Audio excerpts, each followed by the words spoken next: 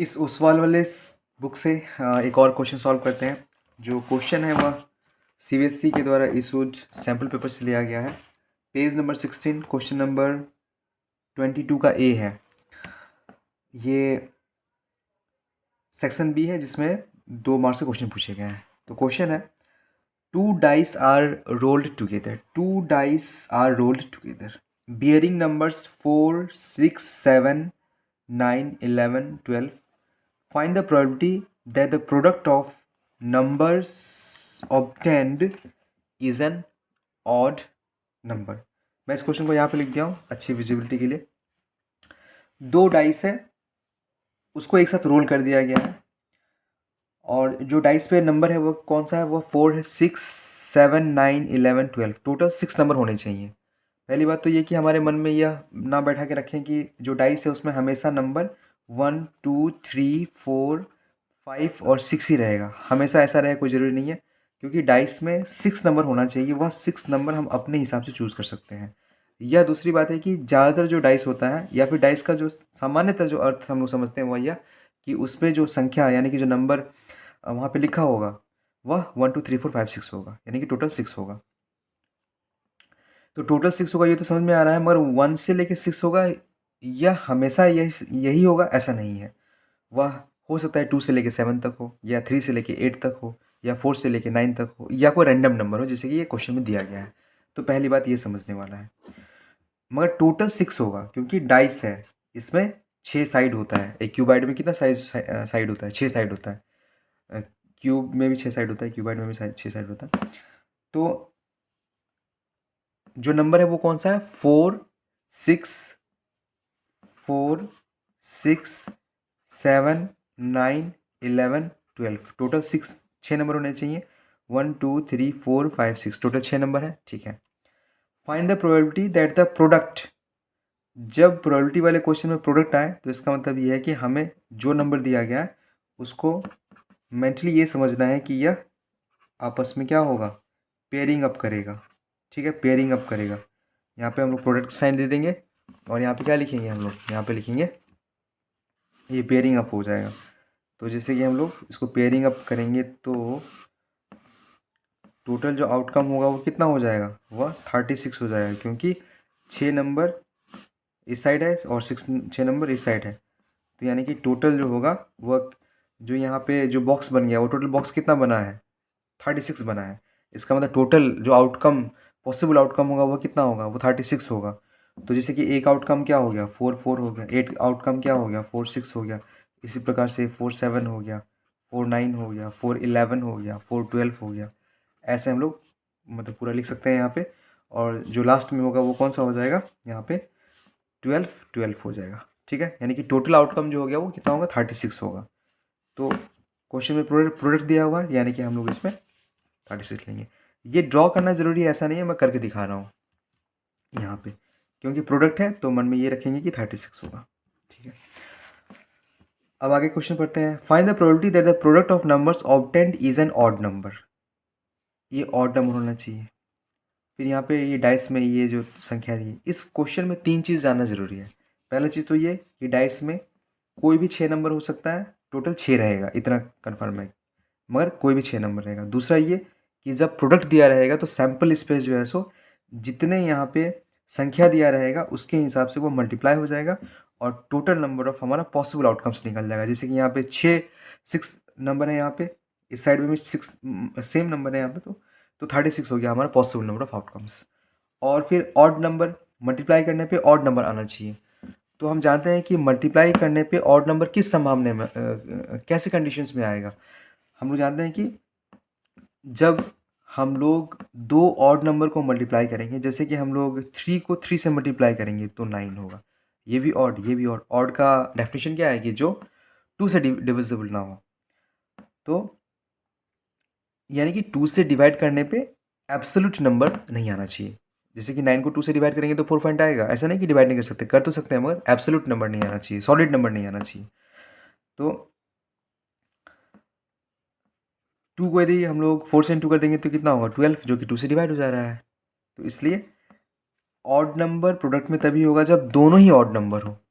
तो हमें ये ध्यान देना पड़ेगा कि ऑड नंबर का कॉम्बिनेशन कौन कौन सा बन रहा है। तो या तो हम लोग इसको लिख कर यहाँ पे देख सकते हैं टोटल, मगर ये टाइम टेकिंग है।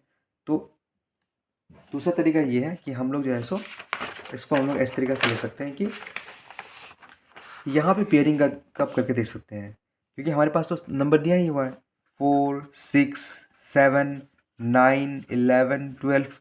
अब इसी में पेयरिंग कर लेते हैं। 4 6 और 12 तो होगा नहीं, क्यों, ये किसी भी कॉम्बिनेशन में नहीं होगा, क्योंकि यदि हम लोग 9 को 4 से इंटू करेंगे 36 इवन नंबर हो जा रहा है। तो यानी कि जो टोटल इवन नंबर है उसको हटा के हम लोग जो 3 ऑड नंबर बचा हुआ इसी को पेयरिंग अप कर देते हैं हम लोग।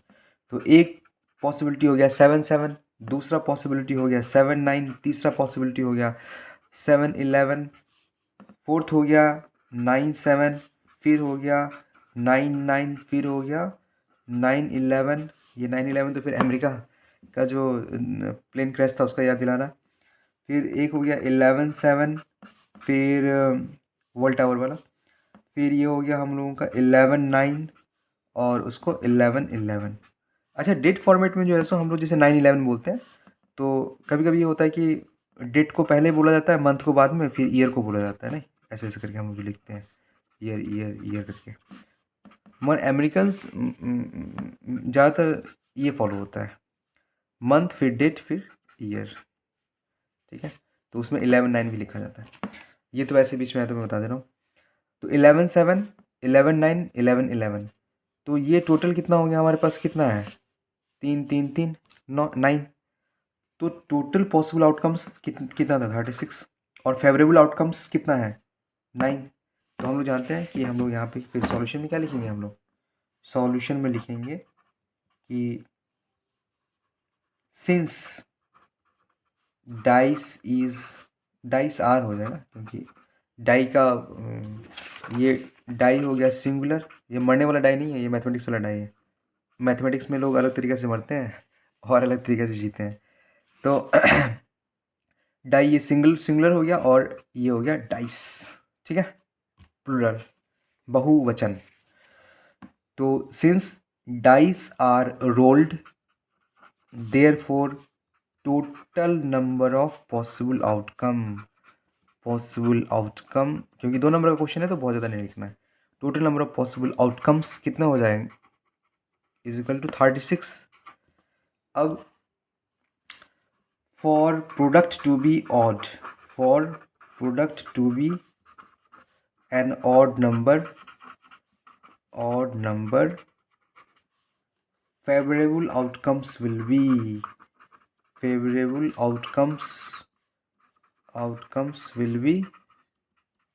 what will be, यही जो हम लोग लिखे हैं यहाँ पे, इसको यहाँ पे उतार देते हैं। 7 7 7 9 7 11, उसके बाद फिर 9 7 9 9 9 11, उसके बाद फिर हम लोग यहाँ पे 11 7 11 9 11 11। ये मैं क्यों उतार के दिखा रहा हूँ पता है क्या, ये इसलिए क्योंकि कभी कभी हम लोग एग्जामिनेशन में रफ जहाँ करते हैं वहाँ से कॉपी करने में मिस्टेक कर लेते हैं। इसलिए मैं यहाँ पे उतार के ये बताना चाह रहा हूँ कि वैसा मिस्टेक ना हो एग्जामिनेशन में, क्योंकि हम लोग रफ में कभी कभी सही तरीके से सॉल्व करते हैं और कॉपी करने में मिस्टेक कर लेते हैं। ऐसा किसी के साथ भी होता है। तो यहाँ पे हम लोग क्या है, find the probability, therefore probability of P E. अब ई को हम लोग डिफाइन कर सकते हैं। तो ई को क्या है, इवेंट क्या है, getting an odd number, product to be an odd number, getting odd product, odd number as product ना। तो ये क्या हो जाएगा, पी का हम यहाँ पे लिखेंगे favourable outcome by possible outcome ना, number of favourable outcome by number of possible outcome. तो number of possible outcome for favourable outcome by number of possible outcome. ये ज़रूर लिखिएगा, क्योंकि होता क्या है कि हम लोग इतनी बार प्रयोग कर लेते हैं इसको कि हम लोग बाद में इसको लिखना भी उचित नहीं समझते हैं। ये है।